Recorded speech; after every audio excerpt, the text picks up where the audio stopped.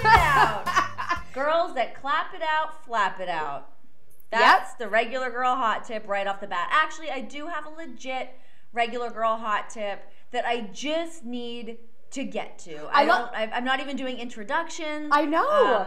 I'm just getting to it. I mean, okay, I'm liking this energy, but like we're getting right into this update. I feel like there's no other way but to just get to it. Okay, so Stacey and I were talking moments ago. Yes. I have not even filled her in on this information. No. But since last week, after the saltine Gate? Debacle, saltine gate, finding out that saltines are like 5,000 calories for two. That's a mild exaggeration, but shocking to me nonetheless. Yep. I went downstairs. Okay, so I've been on this stupid diet. I've clearly fallen massively off the bandwagon. I ate some saltines, but had some saltines, and I was just like, I don't care. I need a saltine. I'm doing it. And then I looked at my actual saltines and their caloric content. And they are, I think they're 50 calories for 5. So, bullshit. Whatever I Googled is a goddamn lie. Everything is okay in the world. Kind of. In the saltine world, it's okay. It's looking up. I wouldn't make it like the base of your diet, but I don't feel like they're as harmful as I initially Googled that they were. And the light shone upon me. I just felt like everything was okay. Because that's what I thought they were when I was initially spewing out this saltine knowledge. Like I work for them, and I was right. So I don't know why Google was so full of shit. Wow, I did not think that scoop was gonna be that way. That saltines were. I thought it was like gonna be worse. No, much better. Oh, they're wow, okay. guys. This thing of my love for saltine, which like I've had many conversations, Sarah Stock, what's up, girl, about saltines this week, and I mean, just letting people know they're not as bad as initially Google told me they were. Wow. Well, hello and welcome, and that's a regular girl hot tip. I live to tell the goddamn tale, y'all. I, on the other hand, got very into Skinny Pop because the title of the bag of popcorn led me to believe, have a night, enjoy the bag. Yes, have a snack. It's Skinny Pop, Stacey. You walked for 20 minutes today, but I finished a bag of Skinny Pop yesterday because I opened it and it had to be finished. Of course. And and it's like, 3 cups is like 160 calories. And I was like, oh, no problem. So for me, in my brain, I was like, 3 cups is the whole bag. It was like almost 700 calories. No! Yes. Stop it! Yes. I would have rather just had chips. I would have rather had a Big Mac. That's bullshit. I know. Why can't they just say that? I know they're trying to sell a product. Just say the bag. But like, come on, man. Just say the bag. Give me one serving size. You know what I like is on the airplane, when you get pretzels, they're like 80 calories a bag. That's what I want to know. I want to know if I consume this whole package when I open it, what I'm getting myself into. Absolutely. That's why I'm tempted to try this Halo Top ice cream. Oh my God. It is the bee's knees. I freaking knew it.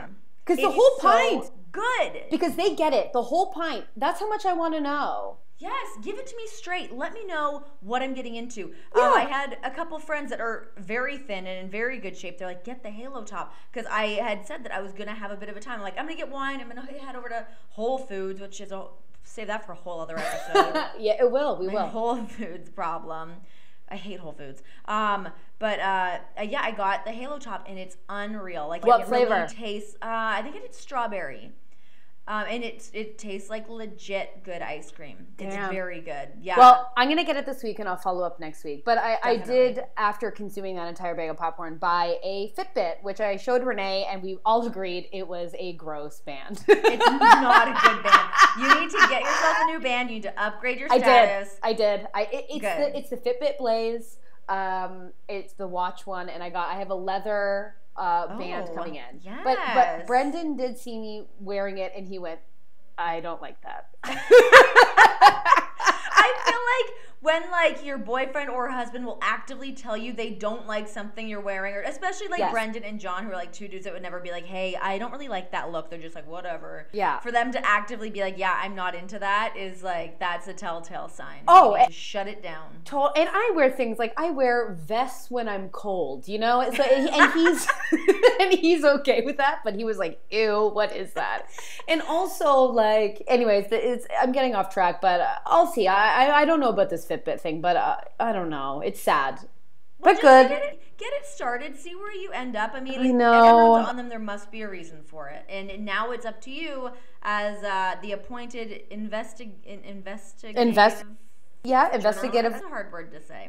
I'm a journalist now. Yeah. You're a journalist now. So am I. I'm a journalist. We are both journalists. I didn't do air quotes, but I said it verbally enough to be journalist. Right. I'm a journalist. Well, I said journalist pretty confidently, but I only mean on Snapchat. So, which is a great way to do it. Detectives on Snapchat is the best. Oh, yeah. Okay, I'm going to go ahead and hijack things here a little bit because Please. Here's what I think needs to happen here on Regular Girls. I think people need to have a little more background, a little more perspective on the Regular Girls, who we are, what we do, how we got here. Yeah. So I'm going to turn this into a little bit of I'm going to Montel Williams this. I'm going to start interviewing you. Ooh. Yeah, I'm going to get into Montel Williams territory. Okay. I was going to say Maury Povich, but that's not really what we're about. I'm excited for when the tables. Or Sally Jesse Raphael. Oh, that's a good one. Because I was thinking when the tables turn, who am I going to be? Am I going to be Jenny Jones before it got sad? Or maybe I'll be a Ricky Lake, just in between sizes. God, I forgot about Ricky Lake. I used to be so obsessed with watching Jenny Jones because she always had talent searches on her show, and I was like, this is my big break. I loved it so hard. I know. Okay, so first things first. Stacey McGunnigle. Yes. Where were you born? Give me your little background of Canada. Well, I guess we should mention before we hop in, because people were wondering how we became Regular Girls, how this started, what's going on. So this is the preface. So I am from a little town called Alliston, Ontario. Have you heard of it? No one's heard of it ever. It doesn't exist. But we are a potato town, and I believe we make the potatoes that Lay's chips come from. Oh shit, really? Yeah, we don't play around. Like, there was this one girl who was like super rich, and I think her like husband was like, no, he worked with Humpty Dumpty, because we called them Humpty Dumpty. Humpty Dumpty has the best ketchup chips in Canada, if anyone is wondering. That is true. I will agree to that. They're the best. They're very good. So we were like a potato town. So that's where I grew up. Yes. And just in Potato Town. Okay, so how did Stacey McGunnigle growing up decide like that comedy was the route you wanted to go, that you wanted to be like a performer? When did that like happen for you? Well, I think it's like the second I was born, I came out of my mom's vagina going, I'm here! Yellow, move it or lose it. Like a low baritone going, where's the green room? Yeah, I mean, my whole family is like no one, like nothing was sacred or sensitive, like nothing, like everyone was made fun of constantly, so you sort of had to like be funny or sink or swim sort of situation. Like many stories, like, yeah, it's just bad. And yeah, I just had like, I honestly feel like, you know those Kathy cartoons? Like the act, like I was her since the age of like 5. Like one time my parents were like, do you want to go to Disneyland? And I went, ugh, the lines. Like I just was like, no, I don't. Unless we're going to get a fast pass, I'm not participating. Not participating. So that's when I was like, I'm going to go into theater. And also theater meant I didn't have to write anything. I didn't have to do anything. And I just showed up and had to be glamorous. No problem. Yes. Sign me up. Yes. But so you started out doing theater. When did you decide like that you actually wanted to pursue comedy, or like who were like the people that influenced you to wanting to do that? Like who were like your key people that you were just like, yeah. But you know what's funny is like I loved like Judy Garland and like Liza Minnelli, Barbara Streisand, Patti LuPone, Bette Midler, like these women that were just like, they were just so theatrical, like Oh my God, like my favorite movie of all time is like Steel Magnolias. Yeah. Like Olympia Dukakis, Sally Fields, like these women, I was like, these are women. Like, you know, women who was like, like I remember like watching Dirty Dancing and just being like, oh, the agony, where do I sign up? Like I just loved, like I loved like a mistreated woman. Like I just love them. So you wanted to be a part of it. I know. So it's, but it's bizarre that I became like a comedian because they are certainly not any of those things. But I also like realized doing dramatic stuff, you have to kind of sit and wait for people to go, oh, I cried during that, where if I made them laugh, I knew they were liking it instantly. Right. That's a deep answer, but that I think is probably what happened. I find that funny that you say that because I feel like I mean I got into liking so many like serious actresses, but I think that was like later on. Right. Because I was always so into like making people laugh. Right. Like just when I was like a kid, it was always like my go-to almost like nervous twitch kind of thing that I'd be like, oh, if I do this weird thing or like I act crazy, that people are gonna like laugh at it. And it was like always like my quick thing to jump to. I remember being like 4 years old and I split open my forehead and I had like rushed to the emergency room like from my elementary school, but like I was fine. I had a cut. Right. But everyone's freaking out about it, and because everyone was freaking out, my like go-to thing was to do a John Wayne impression. Oh, I like had to do John Wayne shit. Like, gross. Isn't it so gross? Can you imagine your kid? Like imagine your parents going, "What is this?" But my brother's really funny, and I would always like kind of like compete with him or like steal some of his stuff and want to like get that laugh or like that bit of the spotlight from him.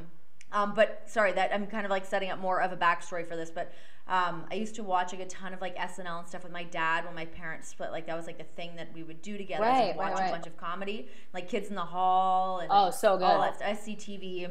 Amazing. Catherine O'Hara. My God. Oh my God, she's so great. Dude, yeah. Catherine and like Gilda Radner and like, I love Carol Burnett so much. I love all those people. So good. And I always wanted to make people laugh, but then there was a part of me that just really wanted to be like a real serious actress. Right. And I feel like people were always kind of like, yeah, whatever, you're an idiot full time. Which is funny because now I play a pretty serious person on television now. Right. Which is, you know, it took me a really long time, like emotionally it took me a long time to adjust to that. But I remember hearing a thing that Joan Rivers had said where it was in her documentary that she did talking about how that documentary is unreal. You have to watch it if you're listening. Stop right here, watch it, and then come back. It's so amazing. It's such a great documentary, and she talks about like when she was growing up, and she just so badly wanted to be taken seriously and be like a serious actress, and nobody was willing to give her that. Yeah. And you know, ultimately, you fall into the roles that you fall into, whether it's a thing that you like emotionally struggle with. But I think that's part of what we sign up to do, and like sometimes you end up in different categories that you don't really think you're gonna end up in. Like I never thought that I would be playing like a journalist on TV or playing like a serious host. I always wanted to get in, like even when I got into hosting, and I was really, really reluctant to ever even get into hosting because I wanted to be an actress. But I've always worked, luckily enough. I mean, not which is amazing. I've always been able. I've worked ever since I kind of got into that field, so it's cool. But anyways, my whole story about that was about Joan Rivers and how you kind of fall into different pockets. But it is funny too because it's like I don't think like I mean I think people would say that like I'm funny, but I don't think it was until I like really hit high school that I saw that as like a tool or an asset. Like I was like a pretty like dramatic kid growing up. Like I was furious and cried because my teacher in like kindergarten or grade 1 refused to tell me I was pretty every day. No, what? Oh, one day she just didn't tell me because she's a woman with a job and there's 30 of us. Did you like march in and be like, hey, listen, I need an update on what I'm working with today? No, how did this start? I kept it in all day, got on the bus, like to go home, got off the bus. My mom was like, how was school? And I was like, it was horrible. She didn't even tell me I was beautiful. Why am I wearing this then? Like I just... And like you sound like Stewie. You're like kind of like Stewie a little bit. I kind of was like I just loved the femininity of all these women like I watched, and like I would dress up to the nines. I was not a jokester. Like there's like photo or videos of me as a kid like telling in a dress with like rubber boots, telling my sister to play in the mud better. Like, have more fun over there. Like, clean. Like, I just was like, no joke. Like, and were you like an uptight, like serious kid? Yes. And like, but I wasn't like serious, but I was so ridiculous. Like, yeah. Like, there's a photo of me, like, spinning, and you saw my first dance photo, but there's oh my God. But when I was younger, I was big, and I'm in a red face, because I had to dance a bit, and a blue eyeshadow and red lipstick, and I'm in a slicked bun in white leotard and a white skirt. I look like a snowball. Come on. I'm spinning. I think I'm a prima ballerina, and I look dead in the camera, and I go, I'm beautiful. But I feel like that's really great. I mean, really, when you consider the day and age that we live in now, when everyone's like, oh, I'm awful, I can't live, I'm so bad at everything, to have like that confidence, I think is awesome. We don't swear in this show, but that's fucking great. Yeah, I mean, you'd think, but it's like also like I didn't look like anyone else. Like, I was bigger than everyone. Like, I specifically remember learning math. And the teacher was having us do that by going on a scale to realize like different what a scale. And we were young. Yeah, it sounds bad, but we were like 8. Like you don't really have concept. But I remember standing on the scale and I was bigger than everyone else, and I was like, Miss McCrae, a moment. Can you step into my scale office? Thank you. I was like, this scale is broken. Like, I didn't understand who I was. And then I sort of realized I was a bit awkward and weird. And so then when I turned 14, 15, I just was like, oh, well, I'll just be like the clown. And then that'll deviate people calling me weird or whatever. So, I mean, I did have a weird transition. But never lost the theatrics of like wanting to be a woman, like fainting on a chaise. It's funny because I feel like it took me a longer time to realize that I actually wanted to be like a performer. Like, it took me like into my teens to be like, oh, this is a thing that you can like pursue, which is funny because like so much of my family like works in entertainment, but they mostly work in like the music industry. Right. So I was like, I was lucky enough to grow up around a lot of that stuff. But it was always from like a backstage perspective of like sitting around on like the carts and the dollies and seeing like the crew guys putting together shows. So I always have like the utmost respect for all of the crew and stuff. I mean, especially with WWE, with everything they do, it's crazy. But I always played sports, and I played sports so like it was the only thing I cared about. I played a bunch of sports at like pretty high levels, and then once I realized like as a woman finding a way to play ringette as a professional and make money was hard. Not really going to work out for me. Now, where did you grow up? So let's do your back. So where did you start?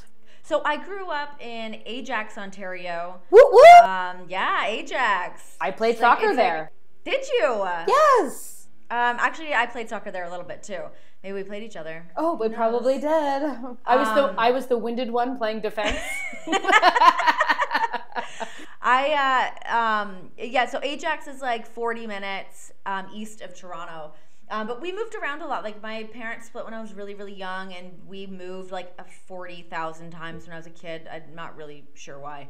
But we were always kind of moving around, like living in different areas. And right. Like, I never like lived close to my school, so I was never actually supposed to go to the elementary school that I went to. So I would always have like weird ways of like my mom would either have to drop me off, or I'd have to take like the bus into school, like not like the school bus, like public transportation, which doesn't really have much to do with anything. But yeah, I grew up in Ajax, and then I moved into Toronto when I moved to LA first. I moved to LA.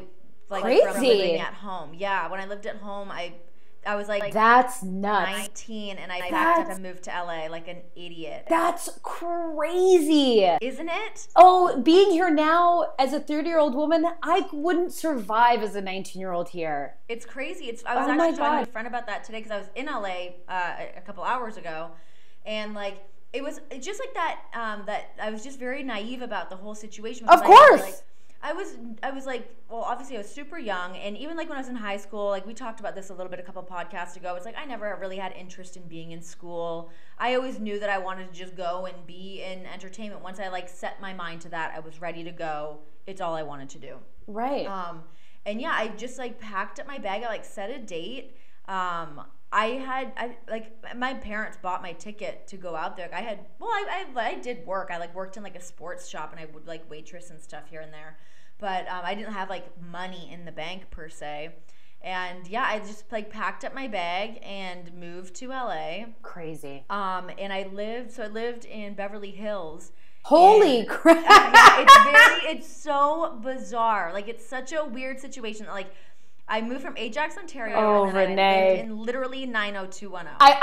I honestly just see you getting in a cab out of LAX going, take me where Dylan and Kelly are. I need to talk to Brenda. So the way that it worked out is very weird. So my mom was flying to Nova Scotia to go visit my grandparents, and this woman that was on the flight next to her knew a friend of a friend that lived in Hollywood and had a room to rent. And that's where I ended up staying. And now the girl that I lived with is now married to Robbie Williams and lives in London. Holy crap. Yeah. But so I moved out there. I wasn't old enough to waitress. I think I had done a couple music videos. I had not actually worked as an actor, but I was ready to hit the pavement. Oh my God, that's nuts. I went, and I was there totally illegally. I had no work visas. I didn't even know how to go about doing that. I had no idea what that even meant. But yeah, I moved to LA, realized I couldn't get in, I couldn't get an agent, I couldn't get auditions. Yeah, it was really tough, and I worked, I had to work the door at, there's a bar in LA called The Mint. It's La Cienega in Sepulveda. That the Farrelly brothers own, and they would come up to Toronto to film movies, and they would come into the bar that I used to work at, and one of their people were like, yeah, I can come in here and work, whatever, but I had to work the door. I made $50 a night, so that did not get me very far. No. And then eventually I got a really bad cold. I lived there for about 9 months, and I got a really, really bad cold, and I didn't have health insurance. I didn't even know how to take care of myself. I didn't know what to do, so I was like, how could you? Home. It was horrible, so that's how I ended up going home. And then I started working in Toronto when I got back there. Yeah, that's crazy. Yeah, it's kind of a long-winded story, but that's no how it went down. It's just crazy because it's I always wanted to perform. I always knew I wanted to perform, but then I didn't know. I was so lazy. I was just I don't know how you do that. And I ended up going to theater school, which is just... You went to York, right? Yeah, I went to York University, and they hated me there. My trajectory was Did you have David Rotenberg there? I did have David. Yeah, I did have. How was your experience with David Rotenberg? Oh, I love how we're just naming the names. Well, my time at York was interesting because, again, like I said, my background is being oddly confident, and then having just rude awakenings happening constantly. Screeching halt. Yes. So I literally was in my family home, and it was tumultuous, and I was just I'm moving out and I'm never coming back. And my parents were okay. And I called York, and I was are you accepting students? I wasn't planning to go to university, and they were we have auditions this weekend. I was I will be there. And whoa, that's crazy. I didn't know that's how you got into the theater program there. Oh, I schmoozed. They were we have auditions. I applied, but I was didn't prepare anything, and I had to do a monologue, and I basically improvised it. And the teacher was that's amazing. What's that called? And I was Untitled. I just was what? No! Oh, such a swift liar, crazy. Oh my God. I'm very impressed by this. Oh my God. Listen, again, I told you my family was Roseanne. They asked me what I was reading, and luckily I had just scanned the theater library before I got there, and I was Hedda Gabler. I didn't know anything. I was just get me out of my house. I cannot live here. So, but when I got to theater school, the first year was general, and they're this is oh, everyone's friends. And then I found out about a conservatory program, and I was I'll do that, thank you. And they only accept 16 people, and I got in there, and I was see, I'm an amazing actress. I'm, and then they were explain a little bit what a conservatory program is. Sure. So when I went to York, it was thousands of us got in, and you have a general year, so you learn about acting and production and set design and all those things. And I was never interested in those. You had to be like basically the bitch to like the fourth years and like do whatever they want during the production. And I was like, I'm not about this. Like, I'm not about this. This is not the glamorous lifestyle I was looking for. Yeah. Hi. No, thank you. I just got a perm, so you can tell I don't. You cannot fuck with me. I'm a little busy. Yeah, but so anyways, I found out in second year, because again, I'm not educated. I didn't even know anything about the program. Someone just was like, oh, there's this acting conservatory. So basically you audition, they accept 16 people, and for the next 3 years you just study and you're considered like the elite. Oh, that's awesome. Yeah, and then in your fourth year you do the major productions with huge budgets on the big stage with like amazing local directors in the Toronto scene. Wow. Yeah. So again, like I'm a goof, like I don't know, but then I auditioned and I got in, and it was like crazy mind games. Like they would during the audition process, they would keep you in rooms for hours with groups of people, and you wouldn't. It's like the CIA. They would call you in with different people, send certain people back, certain people more in. They would hand you pieces of paper saying you're in or you're out. Like it was crazy mind games. What? Yes, and they were like, we wanted to know if you could mentally handle this. Like it was crazy. Whoa, that's intense. I know. Like it's one thing, I understand like the weeding out process that I've seen in like other different, like many different places, but like, God, in school, like, Jesus, if there's not already enough going on, like that's insane. I know. And then I got in and I was amazing. And then the 3 years were really tough. They did not like me at all.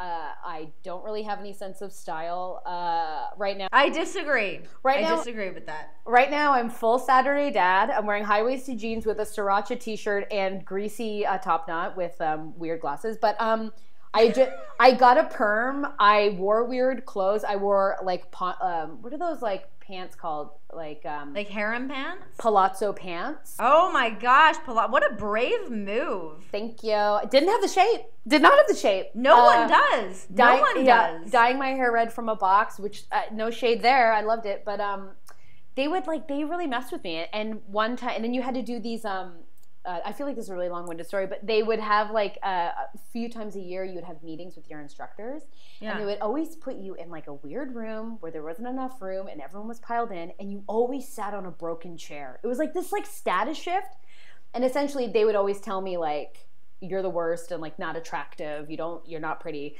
Come on. I'm telling you the truth. And then they told me that I would be a great sitcom actress. And I was like, amazing. And they're like, that sounds great. Yeah, and they're like, if that's what you want to do. And I'm like, I don't know. Jennifer Aniston makes $1 million an episode. Yeah, you know who makes the most money of actors? Sitcom actors. Sitcom actresses. Go to hell. So then I was like, oh, maybe I'm funny. So anyways, they just treated me like total dog shit until my fourth year, where they had extra directors coming, like outside directors, and I booked the lead in every show. Oh my God, that's great. So they really had it out for you when really you were being awesome and they were just being dicks. Yeah. So, and then after that, I just really had a distaste for like anything serious or anything like that people took themselves too seriously, because I had just gone through the garbage. And then that's when I found Second City, and I was like, this seems like the right path. Maybe I'll do comedy. Yeah, I did because I went when I was like time to figure out what you're going to do with your life, right? This was right before, a couple years before I moved out to LA. Right. It sounds like somebody's playing basketball in my house. I don't know what's happening. There's something going on downstairs. I don't know if people can hear that or not, but it sounds like a basketball. It sounds like Shaq is in the house. Well, you got to get it in when you got to get it in. You don't get that fitness in. But so I wanted to go just because I didn't know what to do with myself, and I didn't really know where the tipping off point was. So I had applied to journalism school. Holy shit! Yeah, just because I was like, but because I saw that as a way to get on TV. I was like, oh, well, I guess they'll put me on TV at some point, right? And I walked into the meetings when they're doing like the general meetings with everybody, and it's like people are like, I want to be a director, I want to be a writer, I want to do like news, and they're like, what do you want to do? I'm like, I want to be on TV. The whole room scoffed at me, like audibly scoffed at me and wrote me off for the whole day. They're like, this dumb bitch just wants to come in here and be on TV and blah blah blah. I'm like, no, like I want to do the work, but like ultimately, I want to be on TV and do some stuff. There's nothing wrong with that. But yeah, so I didn't get in. I did not get in. And then that's when I decided that I was going to go to Second City. And then that's when I kind of got, well. Look at us. Yeah, look at us go. But it's funny because so prior, this is like a really weird side story that I don't really talk about often because it's weird and seems very unassociated with me now.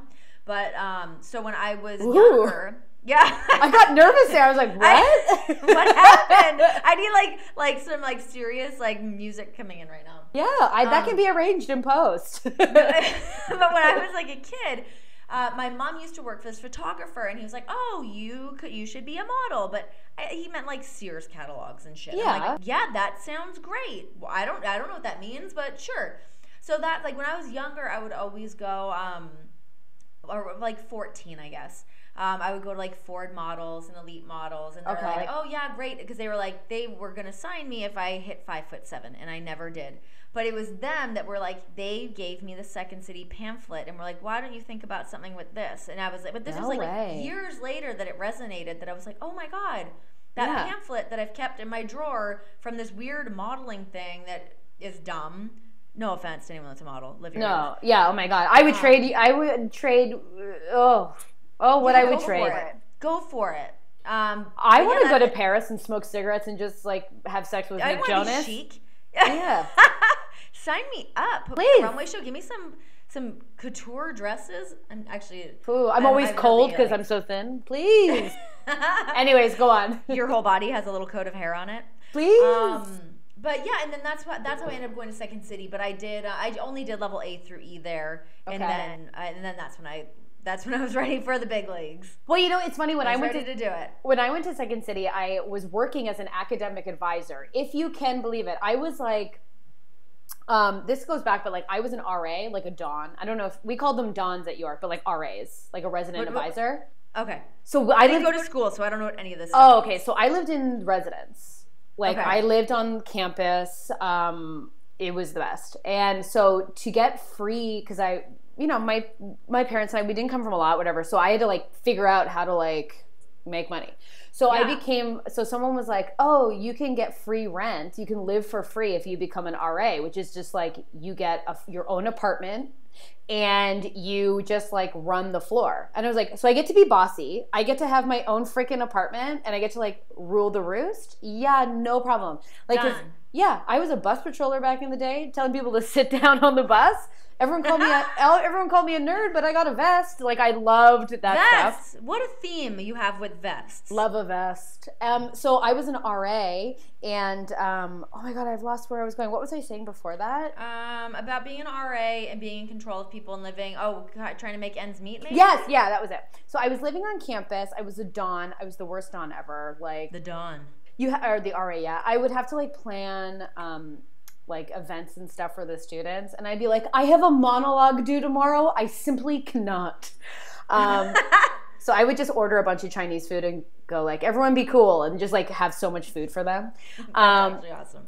Yeah, actually, one time someone tried to light my entire residence on fire, and they succeeded. What? Yeah, they lit all of our doors on fire. Like, it was a crazy fire. And I was on charge that night where I had to do rounds of the building. And I remember going to sleep going, let me just have a decent sleep, and like tossing the pager only to wake up to a fire. And I was like, fire! Anyways. Find the nearest exit. Yeah, I remember calling my parents, and my dad's like, it's 3 a.m. I was like, Dad, you're going to see the news, and you're going to be frightened. I'm okay. And he was like, are you okay? And I was like, yeah. And he goes, then you didn't need to call me till the morning. Like, nobody cares. But anyways, to support myself, I became an academic advisor. So if you can imagine, people were coming to me to see if they could be an accountant or a lawyer. And I'd go, I don't know. Yeah. And I had to do presentations, which I loved. And then I had one. Oh, I loved doing presentations. Oh my God. And I had to do them every day. Like, it was the best. Yeah, but I remember researching when I was the academic advisor for improv for actors at Second City, where like, so actors learn how to do improv. And at York, we improvised all the time, but it was really serious improv. Like, someone was dying, or you just found out you're pregnant, you can't keep the baby, or... Oh my God, what high stakes. I know. So then when I went to... York was not messing around. Dude, the story. I actually kind of respect it. I kind of like it. I like they're really giving it to you. But you know what? You're 19 in LA, like doing actual life, like experiencing life and learning those trials and tribulations. And I'm just being manipulated by people who are not successful in the industry, just telling me that I need better pants. I guess there's pros and cons to both. Totally. Yeah, they were both learning experiences in different ways. Although I will tell you, and this is just a quick story, at the end of my 4 years, you do this thing called Theatre Ontario, where you come together and they apparently, and I'm using air quotes, invite so many casting people to come see an agent, and then you do 2 monologues. And then if they like you, they'll book you, and it's like the thing you work towards. Like you're going to get an agent at the end of your 4 years. That's cool. Yeah, so I was like super prepped for it and like was doing really well. And then my male acting teacher had to pull me aside because the female acting teachers and everyone associated who saw my rehearsal, he told me that I needed new pants because I had a camel toe. Shut up! Yes! Yes! On. What kind of pants were you wearing? What? Business slacks. How do I camel toe in business slacks? Like, imagine me with a perm. Okay, I have a perm. I think I'm the next Sally Fields. This man comes to me in a soft, nurturing voice to say, I don't know how to say this, but you have an extreme camel toe. That is the best thing I picture it. I picture the green grass. I picture the hope in the air. Oh, yes. I'm deflated by the camel toe. Because I couldn't, like, I mean, Brendan has said this about me, and it's so true, and it's so the theme of my life, where he's like, you get the shit end of the stick so often. I don't know what you would do with the good end. You know? And it's so true. It's like, I just was clueless. Like, and so when I started doing improv at Second We'll call it character building. Well, my whole goddamn life. I mean, I'm hoping there's a couple of months where I'm just kind of, you know, cruising on the tools I've gained, you know. But like, I remember. Shit, I just dropped my mic. Sorry. It's the power of the camel toe. It got me. And it's ruining my whole office setup here. I just remember that. It was just so brutal. And then it's like when I started doing improv at Second City, I remember my first class. I was like, oh, we can do like funnier things and go for the joke. But I remember after class going, so I'm assuming we all have notes? And he's like, no, you did a great job. And I was like, that's simply impossible. I'm going to need the notes from this class. Like, I just had this uncomfortable razor focus, but always in the wrong way, opposed to you, who's like, I want to be on TV, and this isn't going to get me on TV. I was, like, so lost, you know? I feel, I was so adamant on doing the one thing. I got in so many, like, arguments and stuff with my mom about it, specifically because, especially, like, so when I got into hosting, it really, like, I can actually remember very specifically the time that I was like, whoa, that's something I want to do. And I was, like, sleeping on a couch, TV was playing in the background, and I could, like, hear this show going on. I was, like, listening to, like, the tone and the style of it. It was Chelsea Handler shows, Chelsea Lately. And that was the first time that I was like, whoa, like, that's what I want to do. I want to have that tone. I want to be rude. Not rude. I don't want to be hurtful, but I want to, like, say rude things. I want to be vulgar. Like, that was always kind of something, like, I have a filthy mouth. I talk like shit. I can be a bit of a shithead. And that was just something that resonated so much with me because I had always in my head, when I thought of people being a TV host, I thought of it being, like, kind of dumb hot chicks, you know? And also I think, like, because I remember seeing Chelsea Handler too, and I know that some people give other women flack for liking her, or she kind of gets a lot of flack, but for me it was like, she was the first person, because, like, I don't know if you think like this, I mean, we have different trajectories, but women aren't really allowed to be, like, I want to say negative, but women aren't really allowed to be, like, gruff, I guess, in their opinions in the industry. You have to be, like, likable. You need to be nice. Everyone needs to like you. Like, that's a big thing. Where a guy can be a dick and he's respected. And it truly is, if you are just demanding for respect and equal opportunity and people don't like you. So watching Chelsea Handler, I was like, how did she do that? Because that's amazing. She's leading the charge on this show. Especially when you think of, like, the time that happened. I mean, I think we've seen Chelsea Handler on TV for a long time now. Yeah. And, you know, essentially in the same roles. I mean, even the stuff she's doing with Netflix now, it still has the same tone and still, you know, more or less the same show, but with more depth to it. But at the time of her doing that and her really kind of sliding into like that late night slot, it was awesome. Like that was something that just like, it was like so important for me.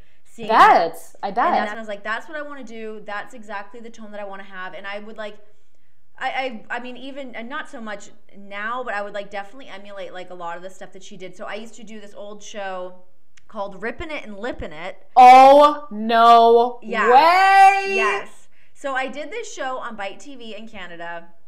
Ripping it and dipping it. I know the image I'm going to use for this podcast now because I saw a kid at the Kings game last week with a hat. With Dippin' Dots? No, he was wearing a hat and the back of it said rip it and dip it.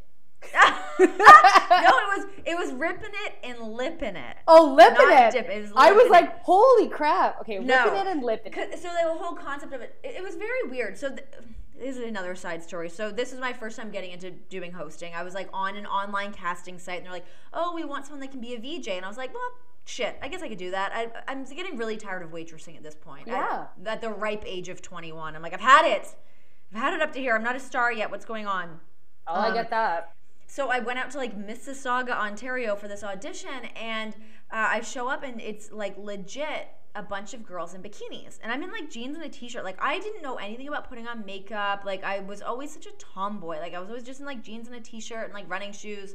And I showed up and it was like all of these girls in bikinis or like really tight dresses, like with their like macho boyfriends with them and stuff. And I was like, what did I show up to? What is this?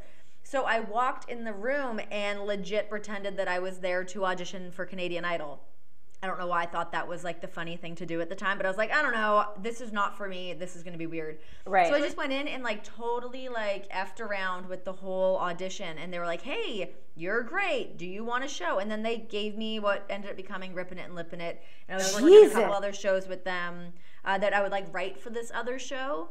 That was like more of like a comedy-based show. But anyways, when I did Rippin' It and Lippin' It, the whole point of this, back to my mom and I always arguing about it, is because I would swear a lot and I wasn't polite. Like I was just kind of rude. I was trying to find my own tone and what my voice was going to be. Yeah. And I was like pushing it so much. Like certainly when I watch it back now, I'm like, oh God, I can't totally believe I was saying those things. Yeah. And my mom was just like, she didn't get it. She's like, why can't you just like be nice and like also forward. My mom curses like a sailor.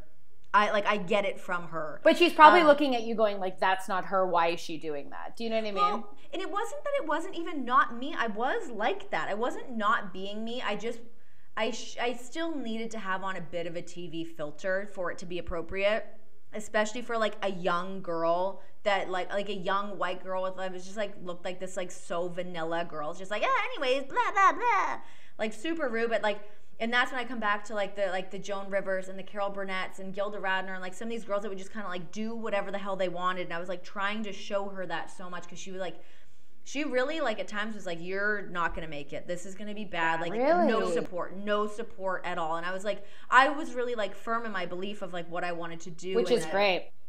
Yeah, so I really stuck to my guns, and you know I ended up moving on and kind of developing more of a tone. But even when I worked at The Score, which is a sports channel in Canada, I did it while I did The Break, which was great. I love that show. Yeah, I love that show too. I love doing that show, and even on that show, it's like we would roll in hungover. We would still curse a bunch on that show and like say stuff that was certainly inappropriate, but that was the tone that I wanted my show to be.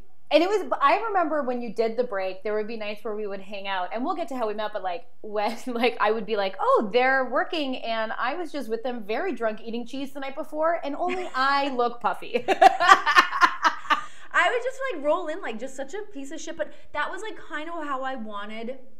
That's how I liked coming across on TV. But you're very casual. You're very, very like, but you're very yourself. You're very casual. I'm not blowing smoke up your ass, but it's like, you know, when... You know, that's your style. Like, I mean, I wish I was that sort of easy breezy kind of like okay, where it's like I'm just not that. I think in front of the camera, I'm like very neurotic. Like, I think my inner vulnerability comes out on camera, and they're like, oh, she's the nervous lady wanting the snack, which is the only thing I book ever in the world. But you know. Like, I've always been like comfortable doing that. Like I always knew what the tone was that I wanted, and now that I don't do that with the stuff that I'm doing on TV now. It was a very weird change for me that I was like, wait, right, what is happening? Like, I'm being like this very serious person, and I'm having to, like, I had to really tighten up my style because my style was so loose and messy, and like that's what I even like, you know, even like somebody like Jimmy Fallon, who just is like,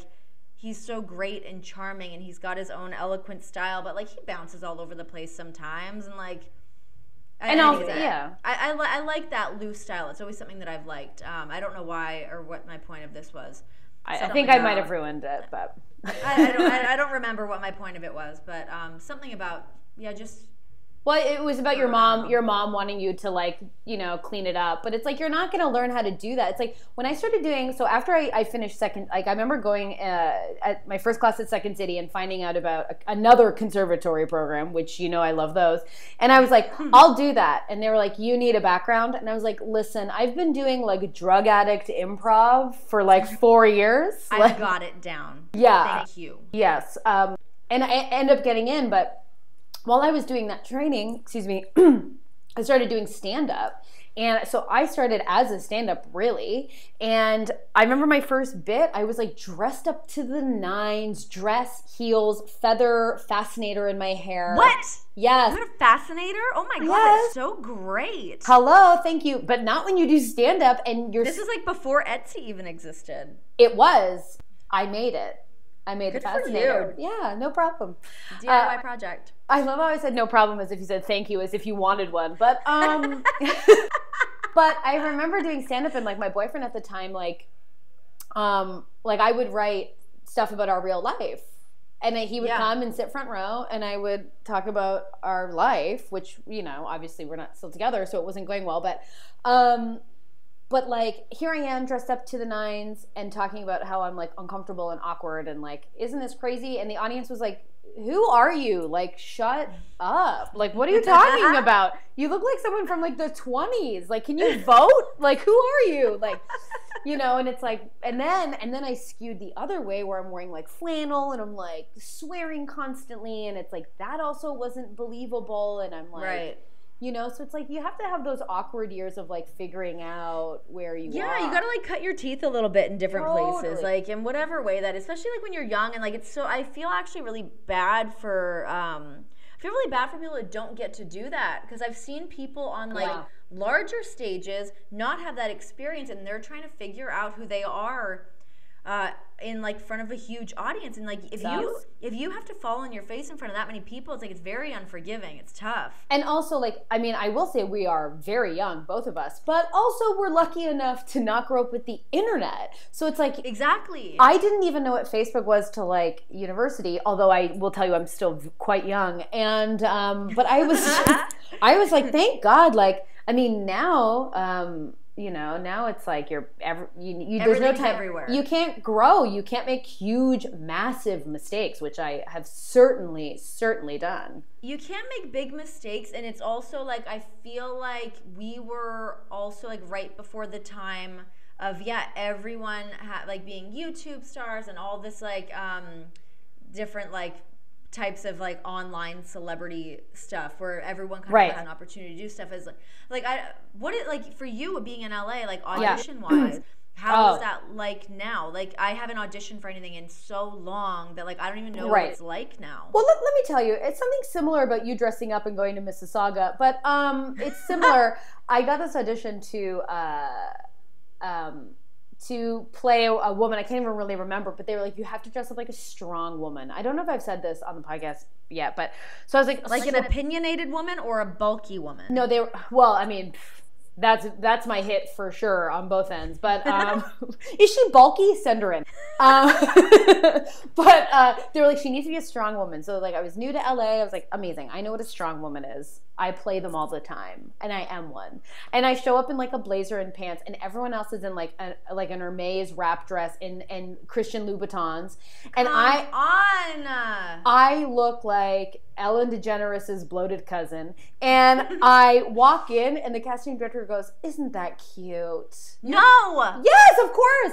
Yes. Yes, or I remember I had a callback to an audition and I was like dressed up and I was like, I look amazing. And they were like, oh my God, we love that you dressed up for this. Like that costume's hilarious. And I'm like, that costume's like my life. Like this is not a costume. See, that's a tricky part with auditioning. Yeah. Is like, how do you know if you're going to hit the mark right? Because if you show up and you didn't try to dress the part and you need to have all these different clothes, and it's kind of assumed that when you go into audition for a part that you're going to kind of look like your character.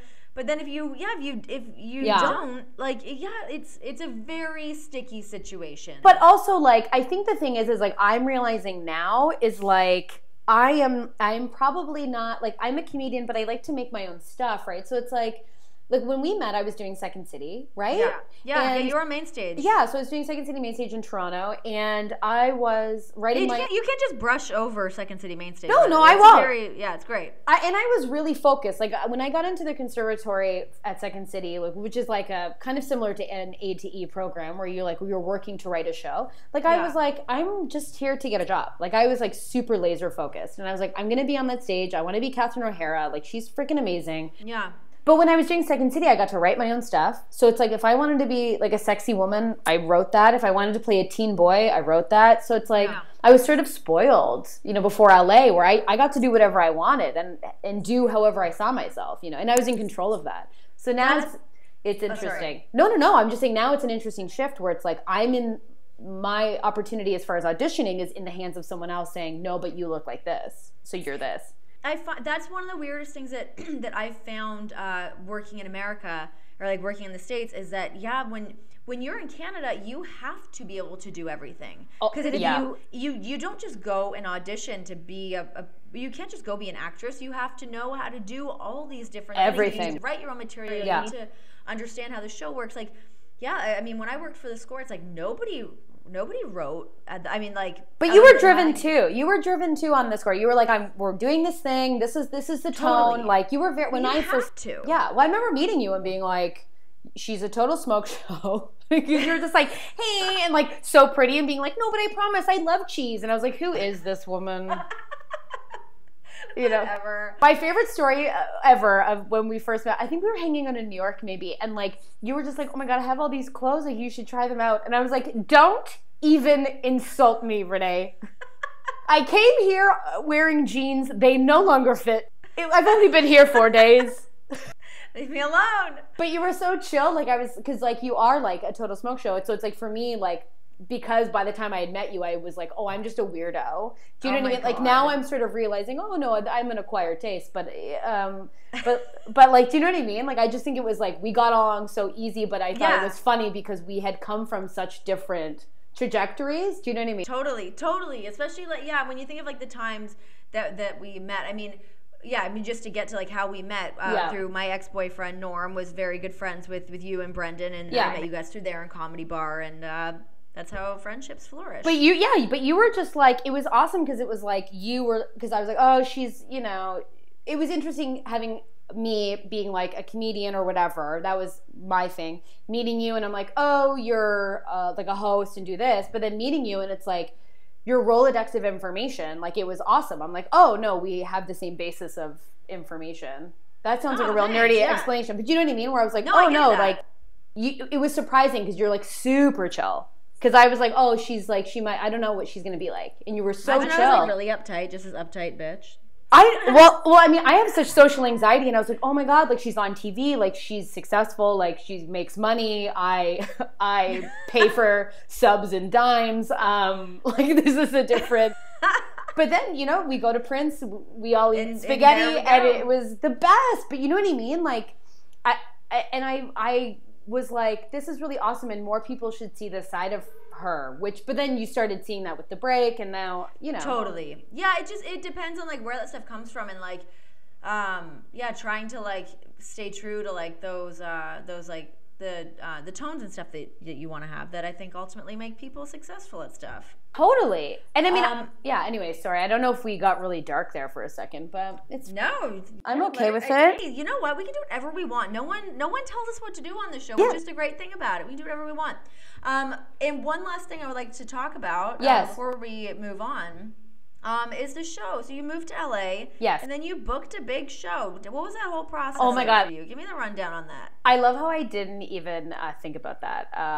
It was huge. I couldn't, like, my mind was blown. I was so excited for you because I feel like for me to blow a little smoke up your ass now, it's like I feel like you're so immensely talented and charming and funny, and like to get, like, it's hard when you go to LA to try to get stuff happening, but I do think that I think that's kind of an important thing for Canadians, that I feel like so many Canadians are so prepared from eating so much shit when you're in Canada and having to do so many different things, that when you go to LA, people are like, oh my God, who's this person? They have their shit together. Like, and I mean, you went down there and auditioned during your first pilot season and booked a pilot. I actually, I started auditioning for the pilot in Toronto because I had, honestly, like, I met my manager. It was raining in Toronto and he was in town and he needed something to do, and he came to Second City and he was there and he was like, I want to rep you immediately. And so we kind of, we hit it off. And then anyways, I had like a crazy wacky year the year I left Second City because that happened. I got to audition for SNL, which, like, that hadn't happened in years. Yeah, oh my God, yeah, talking about SNL, we can't rush it. There's way more to this. But, like, it was crazy. Like, you know, I didn't think that was possible. Like, I was at Second City being like, I've hit the top. Like, I don't really know where else to go because I love performing live. It's what I would love to do for the rest of my life. But, so I SNL came and was like, can you come in 3 days and audition for SNL? And I was like, okay. And, you know, in Canada, you're certainly not, like, trained to have your 7-minute set or whatever. Sure. Anyways, obviously I didn't get it. That's a whole podcast. But, yeah. That was, like, what was that process like, though? I mean, just, like, to walk in there and have, like, that's, like, the biggest stage to have to go onto to nail that. I was staying across from 30 Rockefeller Center, like, across the street. I walked in. I was like, I'm going to Studio 8H. They were like, oh, yeah, Stacey McGunnigle, your name's on the list. I remember Jimmy Fallon said in his audition he took a photo of his feet in the elevator, so I did that. I did that one time, and I didn't know that was a thing. Yeah, I just heard it from Fallon, so I was like, I'm going to do that. Oh, yeah, I did that too. I wasn't auditioning for SNL. I was doing something else at NBC, but... Oh, what were you doing? It's nothing like SNL. Oh. It's not as cool as SNL. I don't even know what it was. So I went up, and everyone was so nice. Like, no one was there from the show. And you sit in the dressing room, and you sign your 7-year contract. So if you get booked, the contract's already done. What? You signed your contract before you audition? That's crazy. I know, but then it got shredded, probably. What?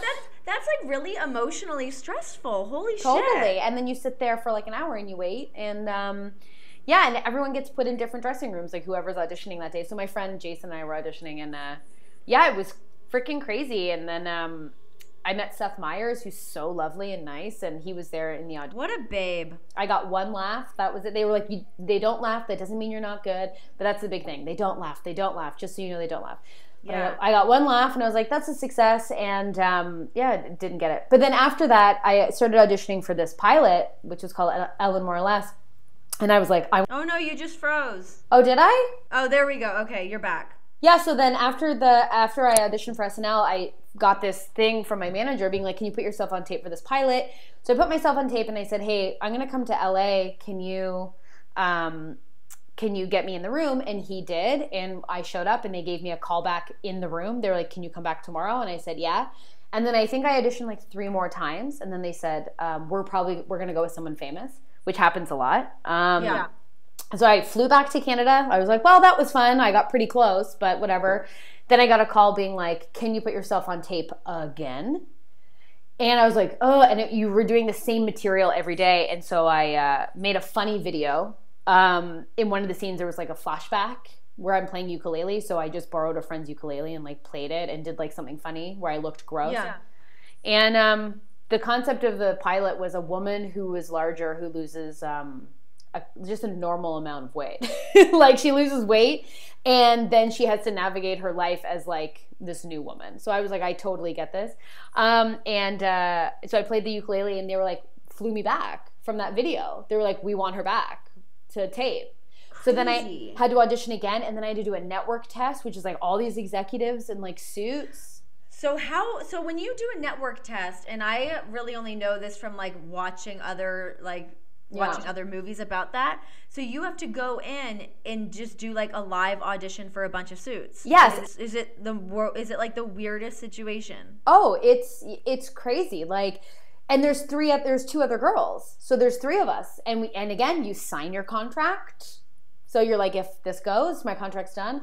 And there's like, and we all looked so different, you know, and I'm like, this could go, like, one girl was really tiny, like short, one girl was like brunette and like tall and thin, and like then there was me who was like redheaded and like, you know, a normal size 8 lady. And then I was like, I don't know, you know, what to do. So, but they were like, hey, we got that ukulele just from your video, so we've got the ukulele for you. I'm like, I don't know how to play the ukulele.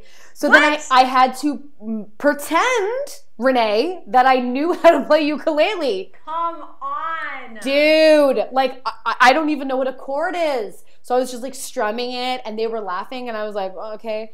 I messed up in the room. I had to start over, and I apologized, and they were like super supportive. But anyways, I ended up booking it, which was crazy. So it was like 8 or so auditions, and then I finally booked the thing. But it was like, I couldn't believe I had booked it. It was crazy amazing.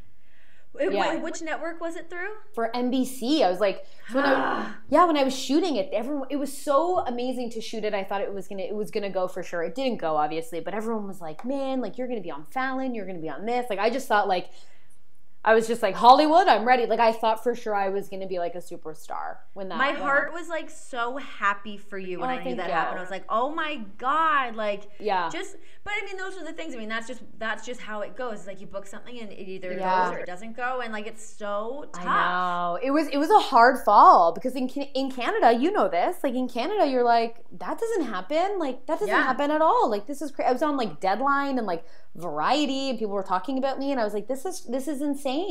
I had to be put in prosthetics to make me be like 150 pounds heavier. Whoa! Have I not shown you those photos? I have to. I'll show you. Oh, put them on the site. I will. I'll put them on the site. Yeah. They're funny.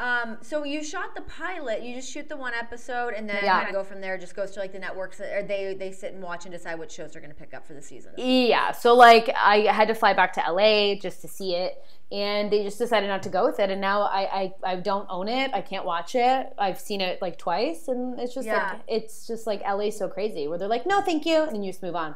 Does it just feel like this like weird distant memory now of like this world? Totally. Like, what a crazy thing to. Like, that year was nuts. Like, I literally left SNL. Like, I auditioned for SNL, and a few weeks later booked a pilot. Like, it was a crazy. And then the fall from that was like so much wine. It's weird how that happens. So I mean, mine was all just like hosting stuff, but like when I first went down to LA to try to get an agent and stuff, I was with IMG for a second. I don't know if people who are listening to this are gonna even know, because it's like very kind of inside industry kind of things. But anyways, I went down and I booked a show with Big Ten Network. I booked a show with Cartoon Network, like in a week. Like, booked all these shows that I had to get my papers. I had nothing. And so I had to turn them down. I had to go back to Canada. I was still working at the Score at the time. Right. And then I went and auditioned. I had been talking very closely with some of the people at ESPN about doing Sports Nation when Michelle Beadle was leaving, before they brought in Carissa Thompson. I went down there and had an audition, and it was like, I would not say this about a lot of things, but it was a killer audition, and I really nailed it. Like, whatever ended up happening from it. But then I went home, and then a few days, I think it was like maybe on like a Monday or Tuesday, and then on Friday, WWE had called and wanted me to go in and audition for them. So it was like such a weird thing that I had no idea where I was going to go or how it was going to turn out. But yeah, ultimately that's just that. And then that was really one of the last times I've had to audition for anything. But it's so crazy. Like, it is funny because people are like, how are you guys like friends? Like, how did that happen? And it's just like, it just so organically happened, and just like how friends become friends is very normal. Yeah. But it is interesting now, like with the platform that you have, like knowing you and being like my smoke show friend over here. Like you know what I mean? No, but it's odd. Like, I mean, but you can't, like, you know what I mean? Like, you can't be like too humble about it. It's pretty funny. It's pretty hard, amazing. Like, but it does make me a little bit uncomfortable, because it's like, it's not my natural like homeostasis to be like, hey, check me out. No, but you're not. Like, but you. Just, like, But you have not my thing. But you have such a cool an audience, and you've got a platform, and it's really nice, you know. It's like, but it's just so funny to think of like a friend of ours says like life is short, but life is long, and I really agree with that because it's like I mean our sort of like friendship timeline is like how many years like 5? Would 5 be too long? No, longer than 5. Like 5 probably like 6 or 7. I would say like closer to 7. Yeah, so it's like in 7 years, at least like closer to 7. Yeah. I mean, like to think about like where we met, those and experiences that we've had in between that time. It's so funny. So it's like if you're like someone tweeted us today, like, oh, I'm in school and like having a hard time, and it's like life is short, but life is long. Like you're gonna be surprised where you are at the end of the year. Which now I sound like Oprah. You're welcome. But that is a constant like thing where I think about it and I laugh at it, like where we were and like, you know what I mean? Like remember when you were brunette?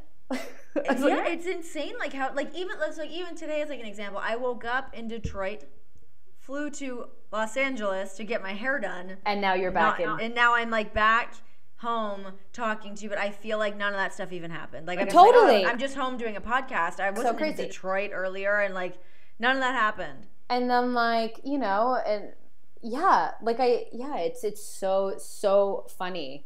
I'm wondering if people will enjoy this podcast or if it was just for us. I don't know either. A trip down memory lane. I don't know because I feel like the girls that we were talking about earlier growing up, I would have wanted to listen to this. I was always so hungry for that information on how people like got their shit together. Yeah. That I was like so obsessed with watching like Inside the Actors Studio and like watching people tell their tale. Like I was always fascinated by that.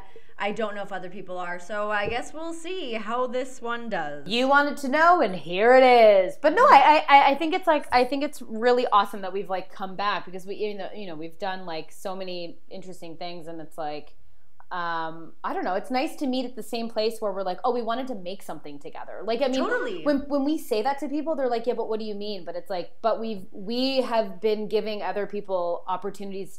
Like giving ourselves to other people, and it's like then we were kind of tired of it, and we're like, let's just do something that we like that makes us happy, and this is how the podcast started, really. Yeah, exactly. It's nice to just be able to have a thing that you can just kind of we'll do whatever we want. This week we talked about our past and how we got here, and next week we're gonna talk about ghosts. So, next week we are talking about ghosts. Listen, there's a conspiracy theory I learned about today about a member of One Direction, and it is crazy. Oh, crazy. Okay. Don't. I'm not going to. That tea yet. No. I'm not. I'm not going to. I'm gonna gather some information because I love a good conspiracy theory. I love ghosts. I feel like I have a weird connection with ghosts, and they follow me around. But we'll talk about it next week. We will. Well, I mean, is there anything else we need to cover, or was that good? I think that was good. I feel like that was that. So even though like. Yes, we were talking about like ourselves in like a way about like giving context, but I think like it's talking about like working and trying to like find your place and where we were and where we are and but it actually like it felt good to me to stay on the one topic. Yeah, you know? we'll do that. And if you guys are listening, like give us a topic. Like we would love to talk about them. If you have something like you want us to, chat about, give us a theme. We'll love it. Yeah, let us know. I like having themes. I want to throw a themed party. Hell yeah. Each week is now a theme party, and this one was origin story. And I will tell you guys, I have spoken to my sister-in-law. She has okayed a weekly crystal update. I love it. I have texted her. It was obviously too late from the recording of this podcast. But next week we will have a sister-in-law update. I will ask her if I can use her real name. She's a real business lady, a badass bitch. So we will ask. Great. I would love nothing more than to have a crystal update. I'm all about it. Yes, there have been shakeups. I have been told about that. What is that? Like her life is like currently been shaken by the crystals. Okay, great. We'll leave it at that. Yeah, we'll leave it at that. We'll have the update next week, a full-fledged update, and I love it. Yes. Well, thanks, guys, for listening. This is Regular Girls, the Origin series. And we'll be back next week with some ghosts and ghouls and goblins. Yeah! Bye! I wanted to do a ghost sound, but it didn't come out right. No, try it. Try it again. I don't know how to do it. Okay, on the count of 3, we'll both do a ghost sound, and then that'll just be it, and we'll stop recording. Okay. Okay, ready? 3, 2, 1. Whoa! I sounded like Julia Child, and you sounded like a ghost driving over a bunch of bumps. Bye! Bye!